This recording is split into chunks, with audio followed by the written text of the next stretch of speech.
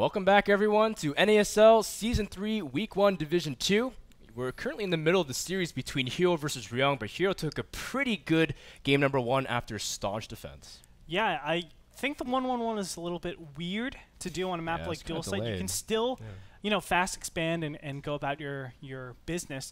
I think the number one thing you have to be careful on Dual Site is like Immortal pushes, bunker busts. Those are the biggest things when you do fast expand, but I think TVP has developed well enough that you can defend against any of those. So I'm kind of interested why Ryung went for that for that 1-1-1 on Dual Site, but nevertheless that's what he chose, and he's down 1-0 against HerO. All right, so we have map number 2 loading currently. It's going to be Ohana. This is an interesting map choice. What do you think about it for Protoss versus Terran as we get ready for game number 2? You know, it's a very interesting map. It just got onto the ladder pool in season number 7, and I have to say I love it for PvT. I think it offers a very new dynamic, which is these type of expansions. A lot of times we don't have these line expansions, plus, you know, these kind of awkward expansions on the far left and the far right. Those two you don't really have on any map, so I think it brings a certain quality of being able to be super mobile on a map that doesn't really have a lot of expansions at all. Also, we'll see how that actually plays out. For now, let's go ahead and introduce our players here in the top left. We have none other than HerO, the Protoss Liquid player from Korea. He is in blue, and he is up against the red player. He's actually Slayer's Ryung. You can't actually decipher that unless you could read Korean. I actually learned how to read some Korean alphabet the other day, but I can't read that fast. So trust us, that is Ryung. And, well, once again, guys, if you're just joining us, this is game number 2. And part of the whole package deal, you can see both these players have played on the Korean server. That's just more evidence that the NASL has been more than accommodating with players. We're trying our hardest to get the best quality games, and you know, the Korean alphabet is now in one of our games, so kind of cool. I like it. I like it.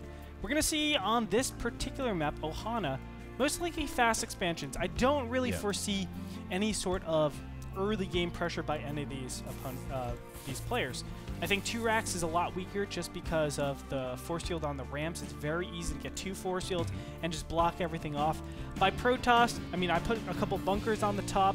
Protoss can't do anything. So that's why I think HerO probably should have gone for, well, he's doing it right now, Nexus first. Yeah. And his opponent, Slayer's Ryung, should go for a Barracks CC, probably a 16 command center. Yeah, I mean, at this point, HerO knows everything, and that's why he sends his probe out really early, which is actually really cool, because some Protosses, when they know it's a 2-player map, I know MC was a big component of it, you scout after Gateway, but sometimes you just get there too late. And HerO saw last time that he got his probe in there a little bit delayed, and as a result was not able to see anything, so I like that he's adapting, and immediately sent it after 9 pylon, finding out that he knows his opponent is expanding. We do see that the Forge is actually a follow-up here from the Very interesting. So he is going for a Forge fast expansion. This is just in a reaction to seeing no gas. He says, okay, well, you're only capable of going for an expansion and going for 2 racks, right? Those are the only 2. So why don't I go ahead, get a Forge down. Cannons eat Marines alive. If you have any amount of Zealots, you just let the Zealots tank, and then the cannon fire just mutilates any form of Marine. So I like that. And then on top of that, you can get really quick upgrades. That's why we can see a very fast 2 gas. Wow. Second gas goes down immediately. So I think like he's playing against Zerg, man. The way his build order is working. Exactly, man. I think what we'll see is some sort of really fast +1 armor.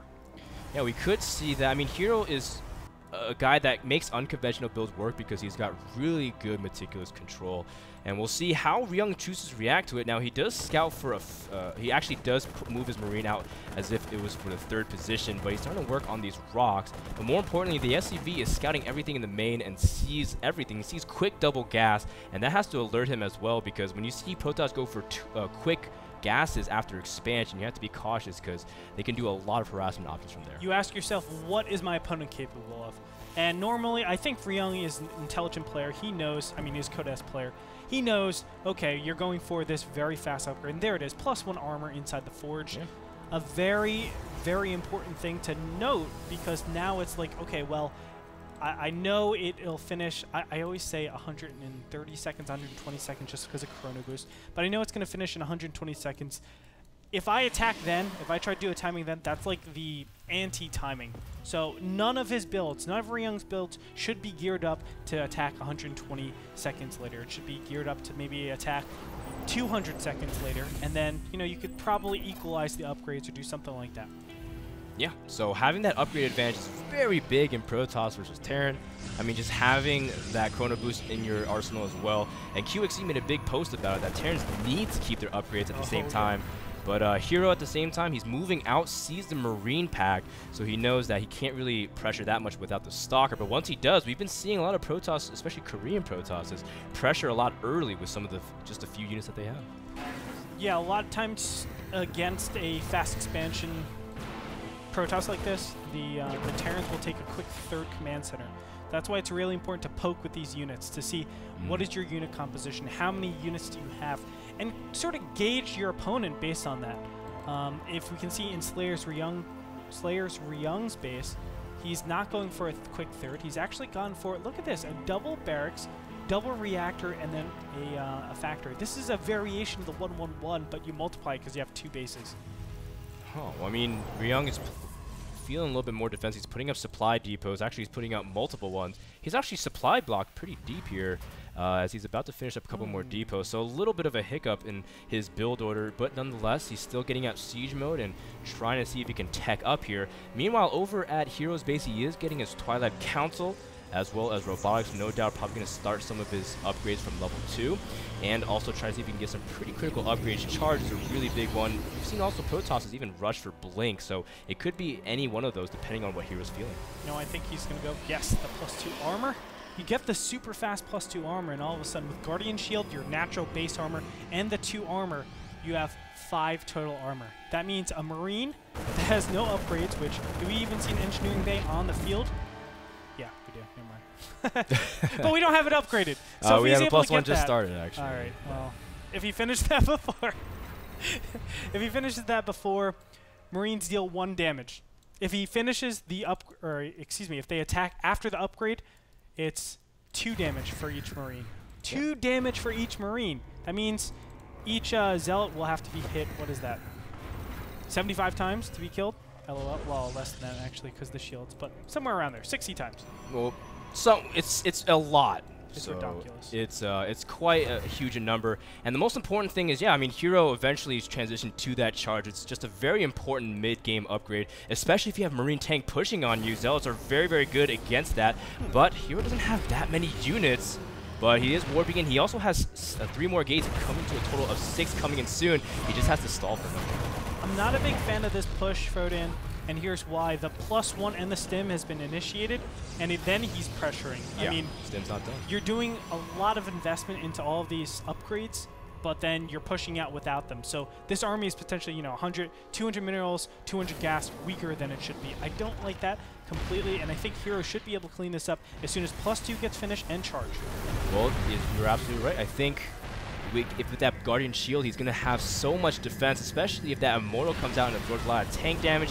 He's also warping in several Zealots in the back, just in case there's some kind of medevac ready to drop. So he's getting in good position here. I love the defensive position. I love the use of cannons as a way to zone off the Marines as well. Charge is about to finish, Andre, and that might signal HerO for his defense attempt here, because the bunker is not going to finish it. You might see in a little bit. You can see this 1 sentry needs to go behind. There goes the charges.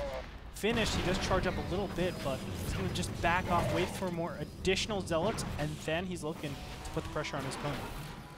Well, you know, what are we owing about? He just left.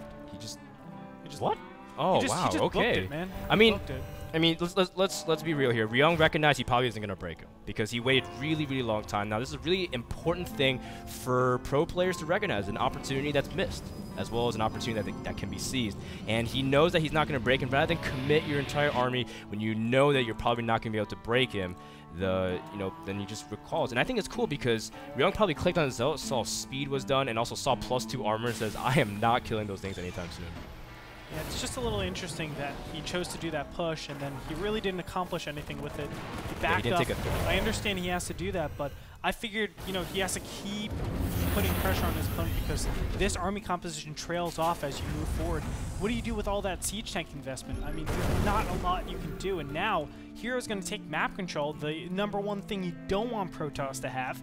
He's going to be able to do whatever he wants. He can put the pressure on his opponent. He can make it so that it's 2 base against 3 base this whole time. Even though there's an extra command center, he's the one that can get great flanks and utilize his zealots a lot more effectively than inside of bottom approach.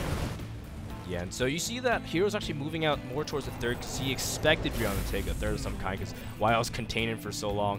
But Ryung actually does not have it set just yet. In fact, he kept it right outside of his natural for those extra mules. Now, HerO's also powering up a lot and grabbing his third base in addition to that, getting 4 more gates. Storm is about to finish with a critical upgrade, so HerO's going to be absolutely devastating if he engages Ryung in the next few minutes.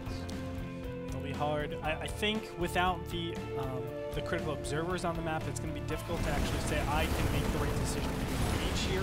Yes, I do think he can engage. You can see the upgrades just aren't there yet. Combat Shield's just about to finish, but if he hit before that, that would have been brutal. Still, without the observers, he can't make those great calls, so it's unfortunate for HerO. He's going to miss out on that opportunity, but it's okay. He has his third up, and he will be getting that 5th and 6th gas, which is probably the most important thing for a Protoss. It's definitely okay that he's Protoss. Let's be exactly. real. We do see he's not Terran, you know. He's not Terran, but okay. For those of you who don't know, Andre got so mad today because he's been laddering, man. He tries to put out his best in terms of quality and in terms of his ability to compete, and he has not been having much success. In my defense, really quickly, he's been getting rolled. He tried to switch to Zerg. How dare you? We'll talk about this later. Looks like HerO's moving in. Guardian Shield goes up, charge without the Templars ready to storm. There's no cutting just yet. The storm lands on a huge portion, but the kiting here from Ryung is not going to be enough. He's backing himself against the wall. A great engagement from HerO, and he is absolutely steamrolling his way through his entire army. And that's the big problem. He wasn't attacking in a huge choke, or a small, tiny choke, I should say. And you can see those zealots really working on all those units. Now Ryung has to lift off. His command center is completely out of place. And I don't see any way for Ryung to actually come back into this. What army does he have? Ghosts coming out right now. Poorly timed to have the Ghosts out.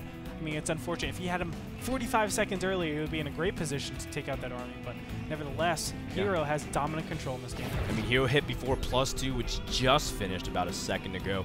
And, you know, HerO doesn't really have any form of anti-air either, other than his Archon. So if he could have been able to really kite with Medivacs and his Marines tomorrow, but he just backed himself against the wall and was not really able to maneuver too much.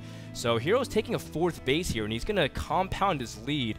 And I really like that. You know, I like that he's not trying to force himself up because Terran, especially when they have Ghosts out to the field, if you force yourself in a choke, it can make miracles happen. Yes. I've seen that with my own eyes. Well, it's cool. What Protoss should do in this position, it's exactly what HerO is doing. Wait until your opponent takes a third. Because look at this third. It's huge. It's open. It's great for zealots. It's great for surrounds. And once they establish that position, then attack. Don't push up into a ramp and just get absolutely murdered just because the the unit positioning is too strong for the Terran. Wait until they're in a favorable position and then press on your advantage. And I think that's what HerO's doing, gearing up for this one huge attack, throwing away some zealots. Yeah, I mean, I think the zealots wanted to engage, but HerO did not actually have everything in conjunction. Actually, he has that proxy pile on the bottom left, which has been a big part of his army, but looks like he's moving forward yet again. Now, HerO has to be really careful because he saw how many Ghosts there are, so he's trying to set up his High Templars in a really good position where he can feedback / even land some preemptive storms. So right now, this is a game of positioning, but at the same time, HerO's comfortable because he knows Ryung isn't getting a 4th base with good information right now. Not only that, he's buying insurance. You can see the, what is that called now? The Robotics Bay. The Robotics Bay has finished. I don't know where it is. I want to see the Colossus Den. I've been playing way too much Zerg. But the Robotics Bay has been finished, so he's going to get Colossus pretty soon. Those Colossus will be instrumental against this army composition. You can see no Vikings out on the field.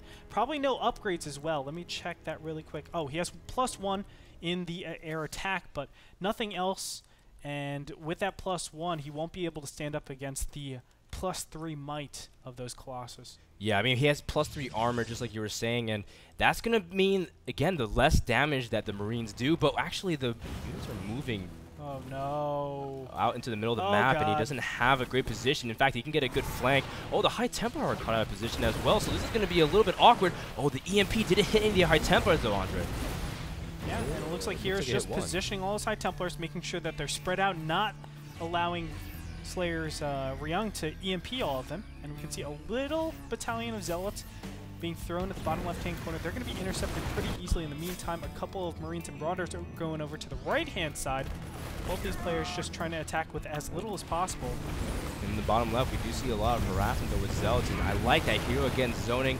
He's even putting up cannons in the middle of the map, but more important, he's trying to keep Ryung from being able to move out. And the storm from one of the High Templars does weaken some of the units. Again, another storm, so looks like HerO trying to soften up that army. But at the same time, it kind of begs the question, is HerO waiting a little bit too long? He had a pretty good advantage at one point. What do you think about HerO's decision to kind of turtle here? It's okay. The Colossus coming out is going to basically give him the big advantage. Here's the big engagement, though. Marines and Marauders are just too plentiful at this time. He needs more AoE. The one High Templar getting picked off over here. Storm does go down, kills 2 Marauders with it.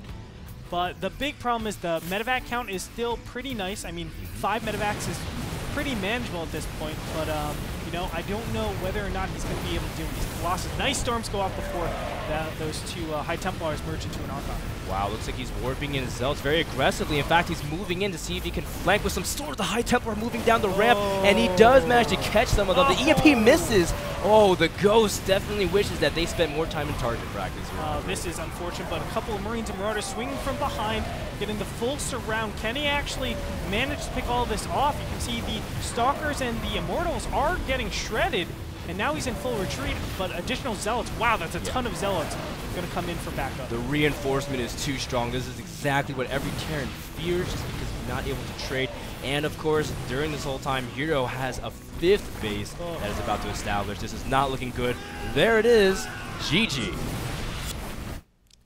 And Liquid HerO showing some really great results in the first play day for him.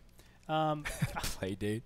Play date. Like, he's going to like an elementary school or something. In his first play day, no, HerO played phenomenal. You know, going back to your question, was that the right decision for HerO to just sit back and wait, or should he have just pressed on the advantage when he had the time to? You know, it did look a little risky, a little sketchy there, but I like what HerO did. He was just buying insurance the whole time. With the Colossus, with the additional gateways, he was able to reinforce very easily, and that gives him almost a 100% chance of always cleaning up anything that Ryung has. I would have loved slightly faster Colossus because it was getting a little scary. Minutes, right, so. It was getting a little scary, but overall, HerO played a fantastic brand of StarCraft, and it does put me behind in predictions.